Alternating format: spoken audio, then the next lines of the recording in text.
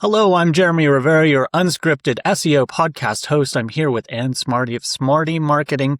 If you haven't been around SEO for any amount of time, then you haven't seen her. But if you've been around, you know that she has a big footprint in our industry. Super excited for this interview.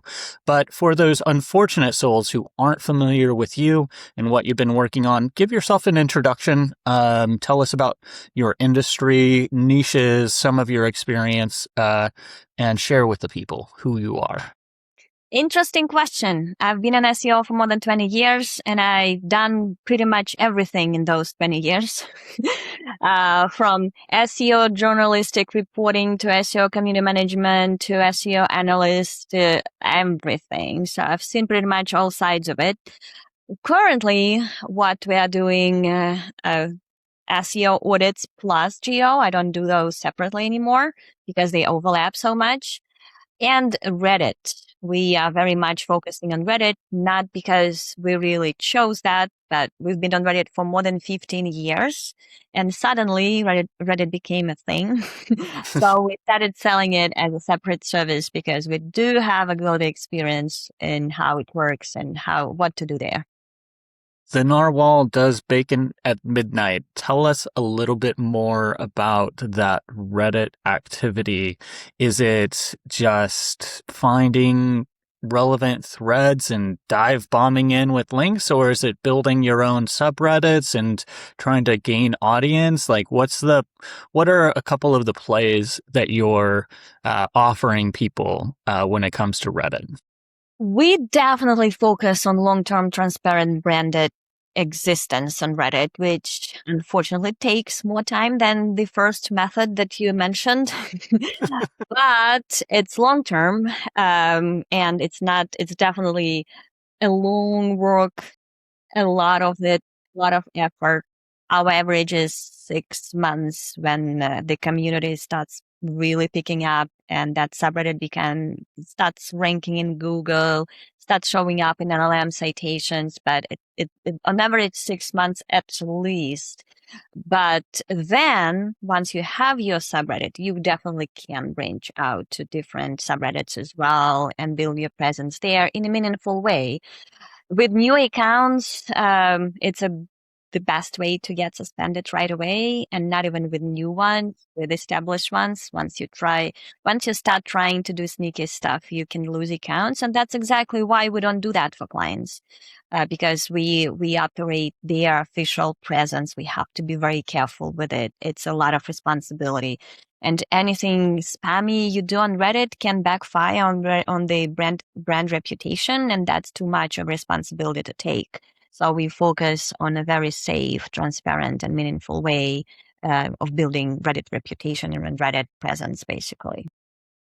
Well, you stole a question from me because I was going to ask, how'd you crash out fast on Reddit? But I guess if you'd sum it up, what's the fastest way you've seen a project crash and burn?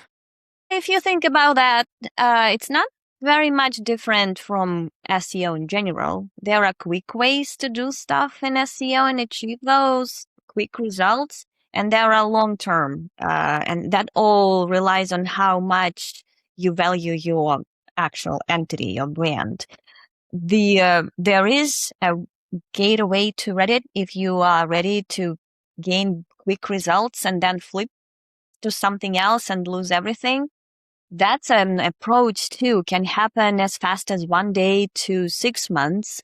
I saw very well established accounts, almost 10 years old, being suspended on Reddit when they start trying to do something differently and quickly there. So regardless of how established your account on Reddit is, switching to trying to be very promotional, linking to your website all the time is still risky. So it can happen quickly. It can happen in the long run, but it will happen once you start trying to game it. And it's not so much different from SEO, if you remember our old days. And it's also a very popular model still to create a website, achieve traffic within 3 months by publishing AI-generated high volumes of AI-generated content, enjoy your 3 months of traffic, and then get suspended and switch to another website doing pretty much the same. People make good money using that method, and who am I to say if it's right or wrong? Because we work on behalf of clients, we just cannot afford that freedom and flexibility to game stuff, and experiment with things. So we have to be more careful than anyone else. Does strike me that, a lot of people think of their homepage as their home for their entity and business, but with GEO, with AI overviews and LLM layers, it seems like a more distributed model of understanding your whole business footprint online seems to be a much more holistic and useful model in this moment of SEO. Would you agree? I definitely agree. I would still not neglect my own website for sure. I've seen a lot of changes in LLM answers once I went back and updated my very old personal website, because they kept pulling information from it, and it was like 22 years old and much touched for at least 5 years. So I would definitely do the homework. That means making sure your website is up to date. You have a very detailed about page, contact details, all the trust factors, everything that you can do on your website. Definitely do it. Don't forget about that step. But it's definitely not enough. You have to have, I refer to that as LLM consensus. This is Mm. when LLMs are able to find a lot of different sources about you, and they are very consistent in their messaging. Don't be like me. My footprint is a mess. Some of my bylines still talk about my projects that are no longer there, have not been there for 10 years. Many roles, many inconsistency, and sometimes I try to go and fix stuff, but it's never ending. I have a lot of footprint accumulated for 20 years. But I'm also not as much concerned about LLM visibility, because I have another ways to build my business. If you are very concerned about being visible in AI answers, fixing this whole digital footprint to be up to date and consistently saying the same thing about you, your value proposition and how you are different from your competitors, is the very first step. It's LLM consensus audit, can be done in-house, takes lots of time, especially for older businesses as well. But you will see the difference right there. And then identifying channels that make a difference in LLM training data or citations, and work for your competitors where you're not present, and gradually develop your presence there as well. Usually those are Reddit, YouTube, Wikipedia, and a few very high profile publications, which are not as easy to handle, but it's doable. But it's definitely not just your website these days, or even not just your rankings. Yeah, that came up with my interview with Grant Simmons. We were talking about, Calicube and thinking about it in terms of, building an entity home on your about page.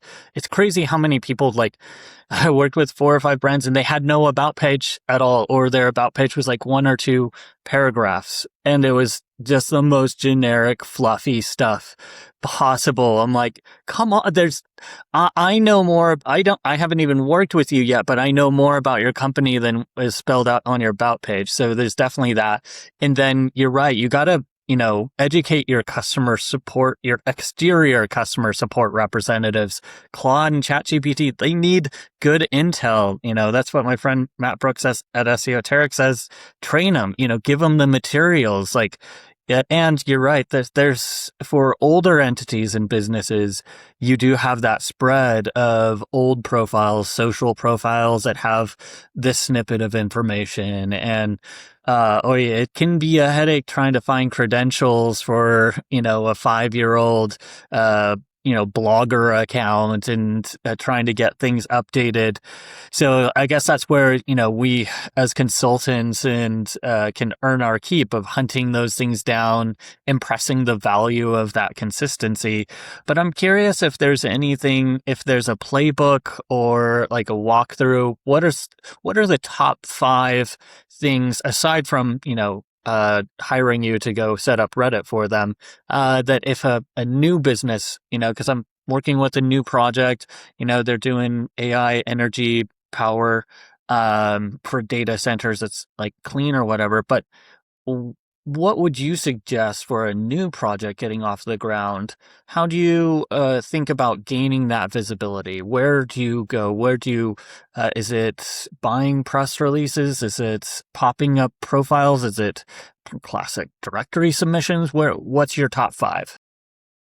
Don't dismiss directory submissions that easily these days. They are being very well used by LLMs, which is like they made a very good comeback from, 20 years ago.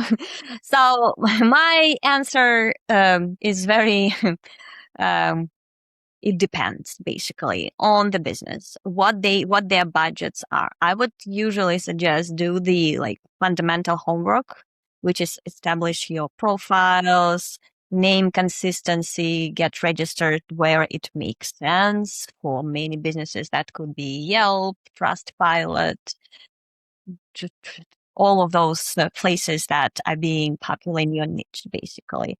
If it's B2B, that could be GoTo, whatever is in your industry, claim your profiles everywhere, create a very well organized system of how you contribute everywhere. It's very doable with repackaging, recycling your actual website content. If one asset can be a good update for 10 profiles. So just create that system that works for you at the bare minimum. Very consistent contributing is in many cases enough to start being visible, especially at the beginning. And then you can also branch out to newsletters, sponsorships, paid advertisement, ads on Reddit and elsewhere, wherever your audience is. But this organic work should be the first step, because once you start growing, the people will start searching for you, and that's when all the problems start. Because being a brand is great, but no one talks about how it actually you lose control over it, because stuff starts ranking for your name, and that is the most important search query. That's your brand name variations, brand name reviews, and all of that. And unless you do that homework before you start being very actively outbound, you will see trouble very quickly. So the steps would be establish your organic footprint first, then find where your audience is. And there are lots of ways to reach out to that audience. Being a podcast guest or starting your own podcast, live streams, whatever you can afford the time and team to do. And if you do that every week, even a little bit counts. But start doing something before investing in ads would be my. I've seen a lot of startups that for a month or two they were enjoying themselves, and then people start using them and start discussing them on Reddit, and now all the fun stops right there because no one wants to deal with them. Everyone is searching for brand names, including LLMs. Before they recommend a brand in an AI answer, they will do the branded search. They will find stuff about you that your customers may not want to know. So start doing something real and establish your branded queries very well. Control as many results there as you can. And I think in your newsletter or somewhere, I forgot which one, I actually shared that trick. Do the bare minimum you can afford. Just do it consistently. For example, I cannot afford a very well polished videos, doing guest podcasts because that's a lot of coordination and my team is slammed with client work and I obviously cannot do all of that myself. But the bare minimum for me is my live stream is on my calendar. I make sure every Wednesday I join it and I talk about what happened in the industry on what to do about that. And that alone drives a lot of business just because I do that every week consistently. So everyone can decide depending on what they can afford, but consistency is the key. It's fascinating because I've been doing this for about 20 years too, and I am embarrassed to say that I recall very clearly a meeting where I said the words, "I don't care about your branded search in your Google Search Console. I'm filtering it out so that I can focus on unbranded keywords and phrases." And the paradigm has shifted so hard, partly because of HCU, but also you're right, there's LLM factors, and LLMs are a lot less forgiving for bad mouthing that it goes against your brand anywhere online. They're programmed to surface, oh, is there a trouble in the product? And when I interviewed John Henshaw, he's like, some of the best thing you can do for SEO sometimes is turn inward and fix your broken ass product. If you have something that's straight up janky or broken and has gotten bad reviews, whether it's your workflow in delivering results, if you're a SaaS, if there's a feature that's not doing what it's supposed to, people are going to talk about that. So, you need to, turn the eye inward. Are you finding as an SEO that you're now, with these changes, you're able to get deeper into these organizations and you're not just held at bay and like, oh, can you SEO our website?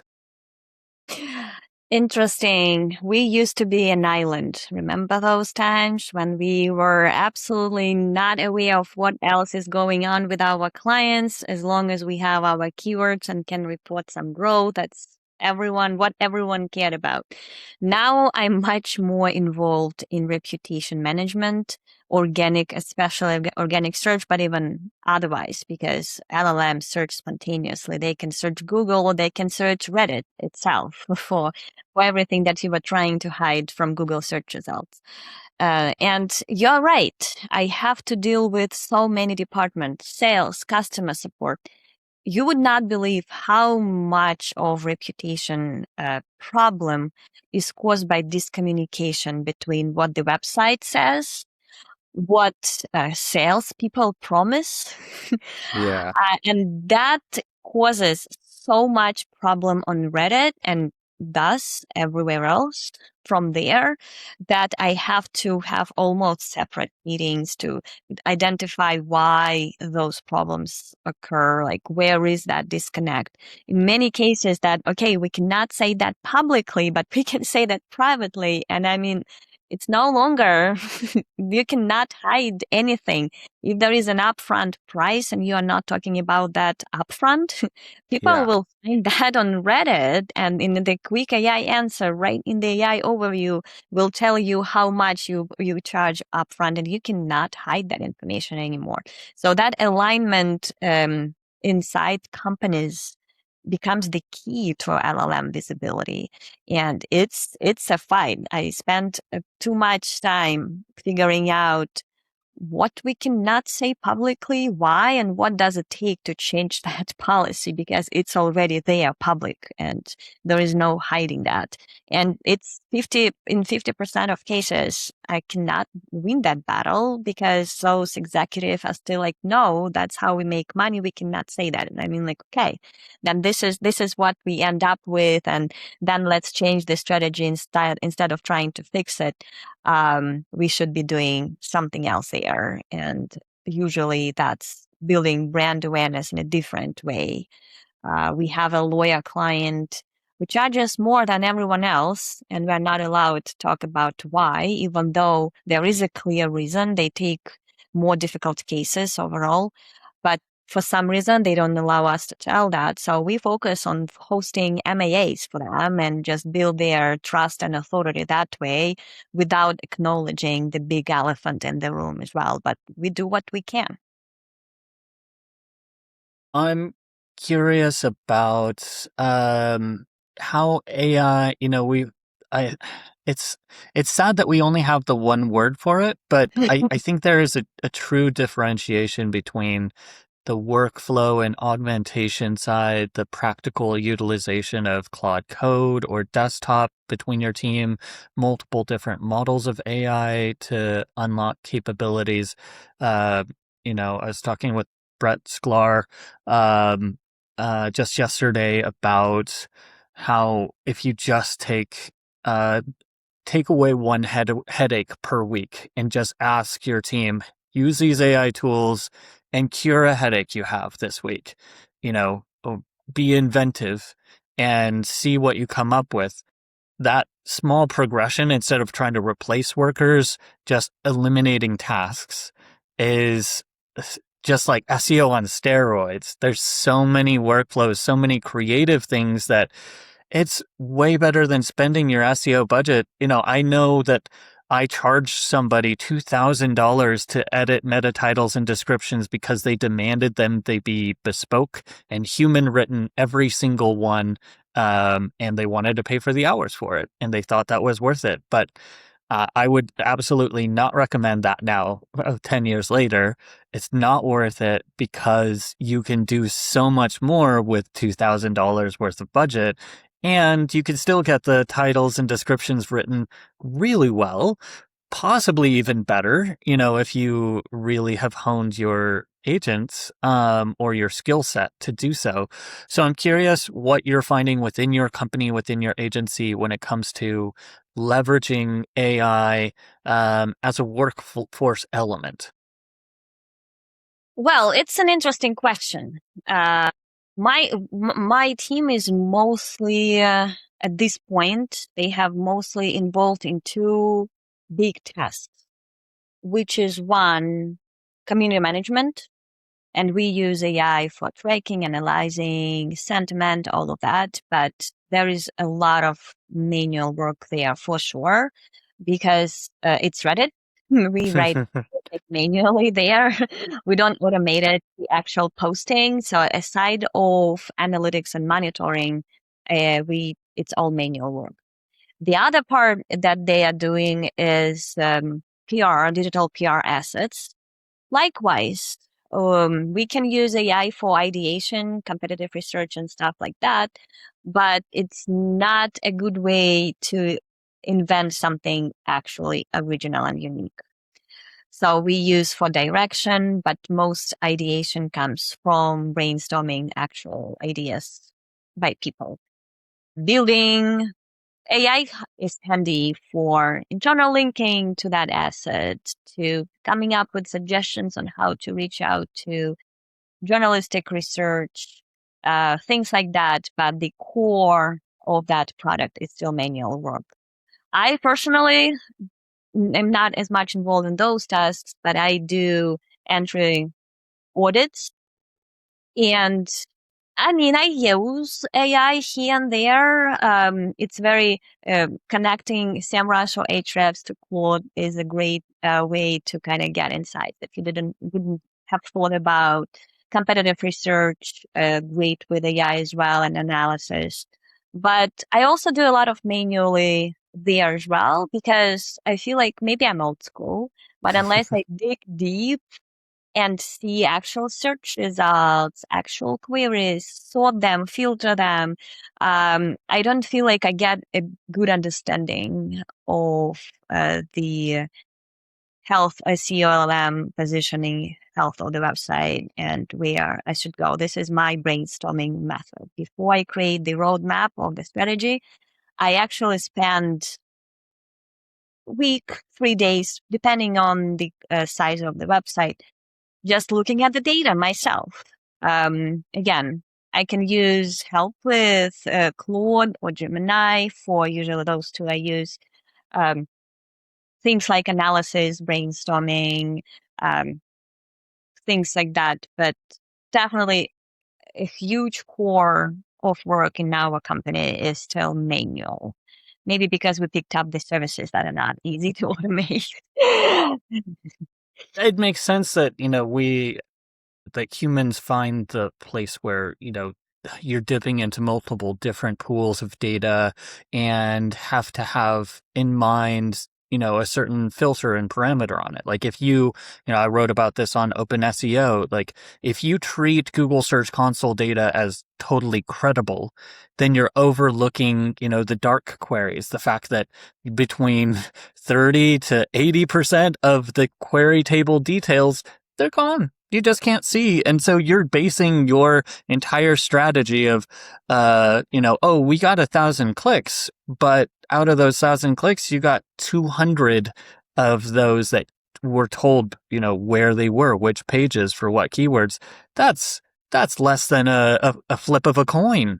That's sticking your finger in the wind and saying what direction is the wind blowing kind of accuracy. That's it. But so it's about choosing and discriminating between these sources. For me, a big unlock has been honestly connecting MCP for Google Search Console, Google Analytics, Microsoft Clarity, and keyword research data platforms like OpenSEO or SEMrush or Data for SEO, and just asking for it to pull from the API and put the data next to each other for me to evaluate. My favorite thing with Claude Code is open this in a browser, show me all of the different types of data, slice it this way.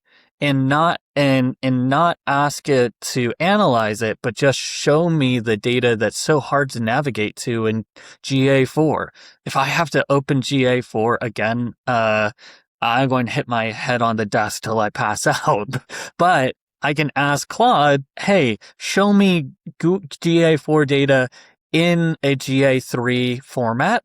You can get it to do that and pull the same information and display it in friendly stacked sections where oh, these are the pages sorted by sessions. You have that on your fingertips. So it enables human analysis at a much quicker pace if you can pull via API and MCP, and then you can apply your human knowledge of, okay, GSE is corrupt this way, Microsoft Clarity and GA are going to overlap, but they're going to report the same metrics differently. Bing Webmaster Tools, actually surprisingly good amount of data there, to be able to pull Microsoft Clarity added bot information. So GA4 reported there were 80 visits and 40 of them went into the direct bucket. That's what Microsoft Clarity told me.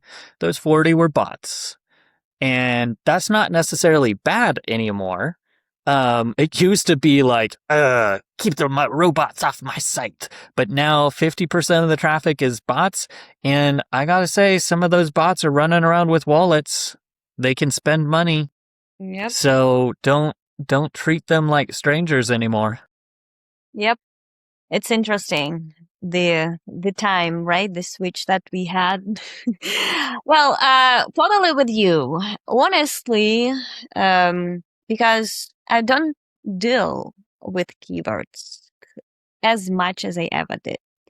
I'm not into those actual search queries that much, and not by choice, just happened gradually for me because somehow I ended up more on the branded query reputation management side of things, and with Reddit and geo, whatever you call it, analysis.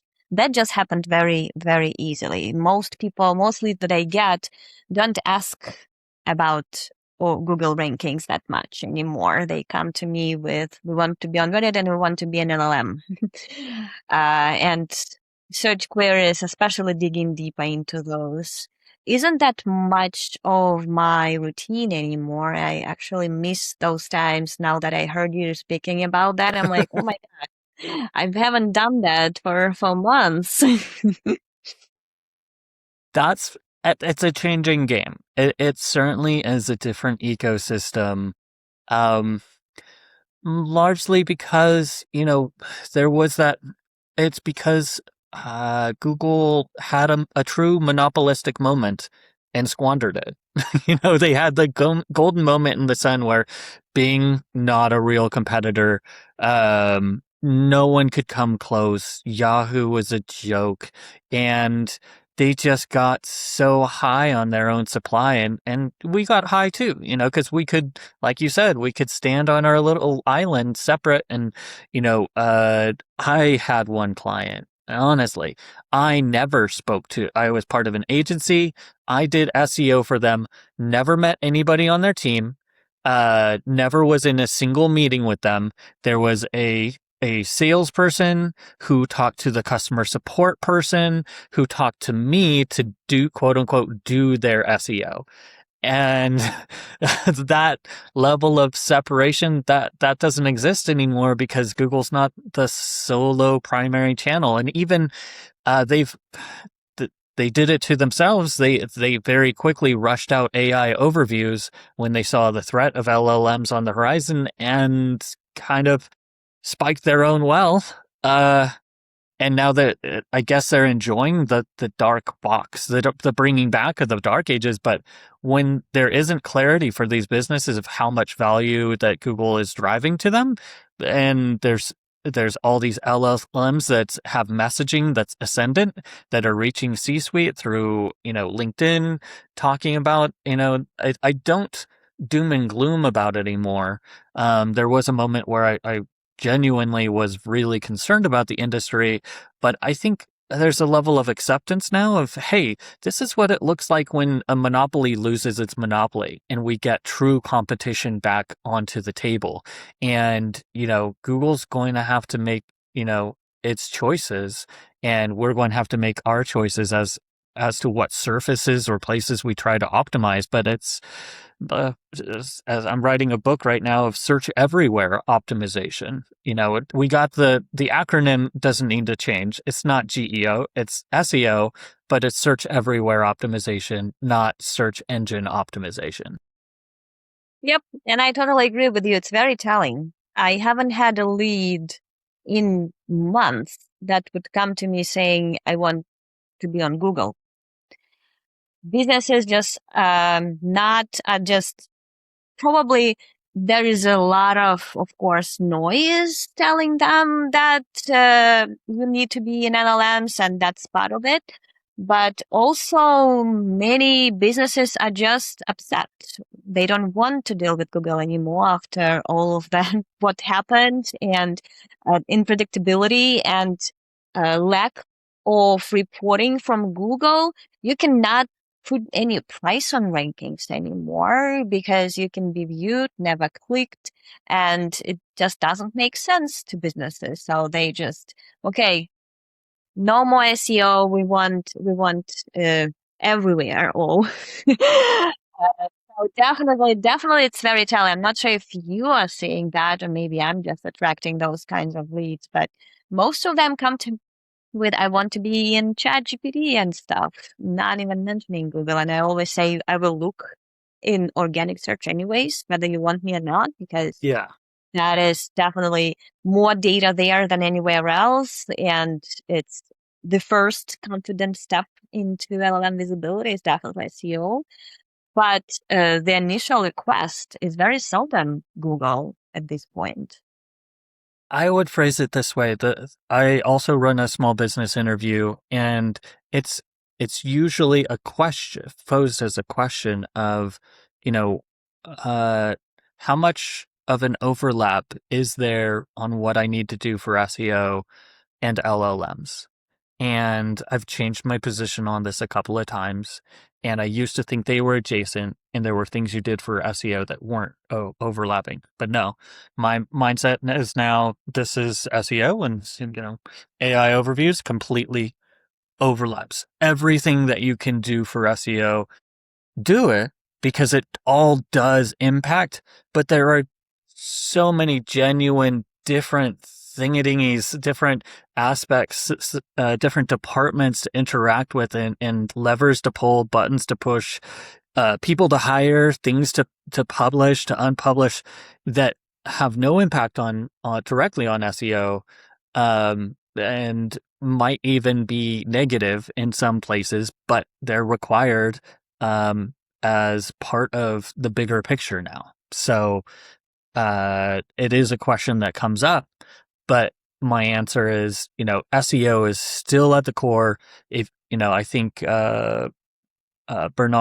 Jason Bernard covered it pretty well. Of you've got the training data set within LLMs is still partially is one piece of it, and that data entry is similar to SEO because those are fundamental entry points, knowledge graph entries, which impact SEO. But then you have the rankings itself. There's many searches, many results where AI, whether it's Claude, GPT, LLM, or overviews, they're just rehashing search results. So you got to have the search results to impact LLM outputs, but there are LLM outputs that you can't impact through SEO. So it's not a two-way street everywhere. There's certainly a core element to it, but anybody that is hanging their shingle on only doing SEO, you either need to be doing that for entity or for elite agencies and enterprises to be able to call that ticket home. But you got to start hybridizing. You got to start looking at additional skill sets and adjusting to the times. I mean, we adjusted from, I remember when guest posting was de jour, ascendant, and it was what we did. And then Google came stomping along, and the industry, that industry standard got stomped on, and that didn't work anymore. Well, we have to maintain that flexibility, and if we pine for the good old days, we're just not going to get paid. Yep. And well, my point here is that SEO is my first step in auditing LLM visibility for several reasons. And the main thing is that it has the most reliable data still. We really cannot look at LLMs and figure out what people are even prompting. We don't have that data. But if we look at search keywords, we may assume all the prompts behind them in a much more educational way. So I look at SEO data a lot still. And for that exact reason, we don't have firsthand data. We don't have as good predictability with intense questions people may be asking unless we look at keywords. And yes, also there is a huge correlation. If the website is well represented in organic search, it will be in AI answers as well. It's a direct path. And again, the most predictable one. We don't have a better predictable path into LLM answers except for organic rankings. At this point, we have good theories, good playbooks, not very good or reliable ways to measure the success of all those efforts that we are doing, direct success in LLMs. But SEO is still the most predictable path into LLMs. Not the only one, definitely not 100% overlap there, but 30% overlap is better than no overlap at all. Like for some of our tactics, even like Reddit, and I'm in the Reddit pool a lot. How do you report on the success? We report on Reddit official subreddit LLM citations. But if you look further into those, just because your thread is being cited in LLMs doesn't mean you will be necessarily part of the answer. There is a huge level behind that where they, again, just like we mentioned, LLM consensus, they have to see you in many more sources. Just one mention in Reddit thread will not make you visible in AI answers. So Reddit visibility doesn't necessarily translate into LLM AI answer presence. Can be citation, but who cares about citations? They are not even clicked. The goal is for the brand to be in the answer. And unless you are, the only predictable path into that is again SEO. You can do all other stuff like YouTube, Reddit, all of that. But the predictability is of those efforts is much lower than SEO success. Still, maybe changing. But at this point, effective way to have at least some visibility, predictability in AI efforts before. So for that reason, even though most of my leads do not ask me anymore for that, I always say, I will start with your SEO. And that's how I will understand most of where we are going with LLM visibility as well. Give a final shout out for your brand if you have any resources, a newsletter where people can find you, discourse with you, learn. You mentioned a live stream. I'll make sure that all of these things get linked in the show notes for anybody that's listening. A copy of this episode will go up on unscriptedseo.com. So if you want more details, pop on over there. But in the meantime, Anne, so we close out, let them know where they can find you. Absolutely. Thank you so much, first of all, for having me here. Great discussion. Lovely catch up with old friends of SEO. So my company website is smarty.marketing. And there you can find a free option to schedule a 15 call with me. I'm a terrible salesperson, so chances are I will not even try to sell you anything, but I will be helpful. That I can promise. Unless you ask me to sell you something, I never do that. So schedule a 15 call with me. We'll exchange ideas, brainstorm together. I will probably help you, at least give you direction of where to look for and what to do with your small or big businesses, I really don't care. And Smarty.com is where my newsletter lives. I announce my live streams there, give the link to join, and also give some context for the topic. And other than that, those two, I guess, would be great. I'm also on LinkedIn as I'm Smarty, on X SEO Smarty as well. Thank you so much. Thanks for stopping by.